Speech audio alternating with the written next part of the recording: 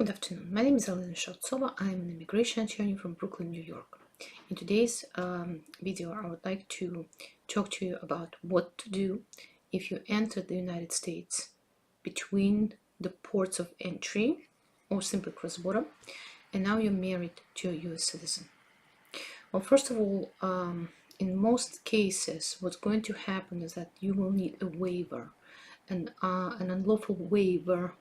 A waiver for unlawful presence, I-601A waiver. Please keep in mind, this waiver does not waive illegal entry, it waives something else.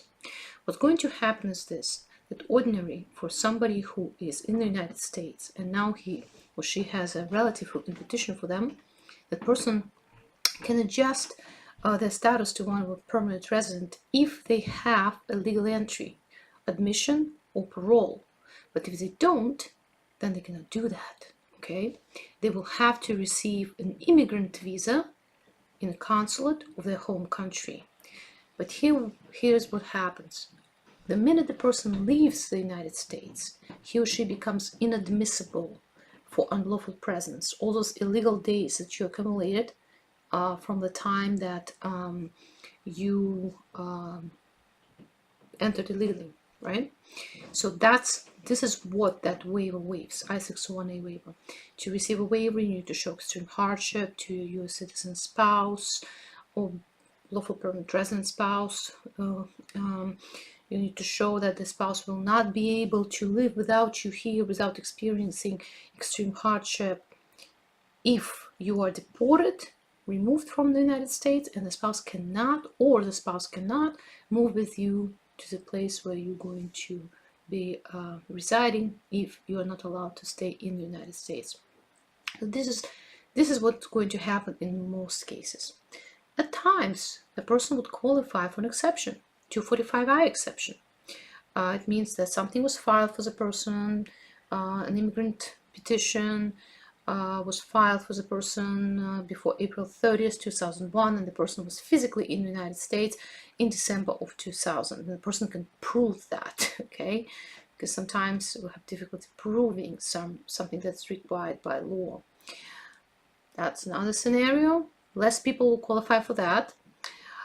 You will qualify for that, by the way, if maybe you were married to somebody who qualified for this 245I exception at that time, okay? So at the time you were married to somebody, now you're married to someone else, all right?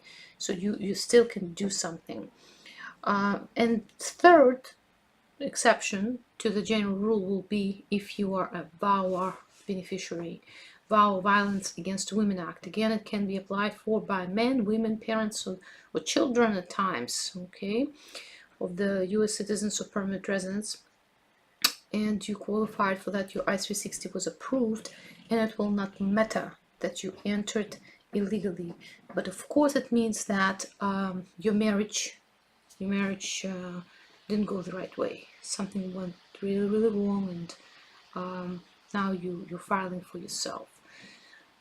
These are the most common scenarios what's going to happen. Of course, we also have cancellation and removal, which is not really affirmative relief, meaning that you cannot just file for it. You have to be in removal or deportation proceedings, all right? And that's specifically designed for the judge to cancel your removal if you qualify for it. Again, you need to show extreme hardship. You need to show that you resided in the United States for 10 years. You're a person of good moral character, but you will not have to leave the United States to receive the green card if the judge grants the relief. And of course, the judge, there's always a chance that the relief will not be granted. So that's important to remember.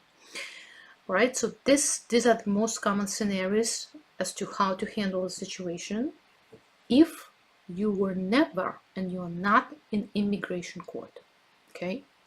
And we're going to have another video if now you're married to a U.S. citizen and you are in immigration court, or you were in immigration court already and you have an order of removal against you. And you can read more about United States immigration laws and various situations on our website, www.shevtsova.com. Thank you.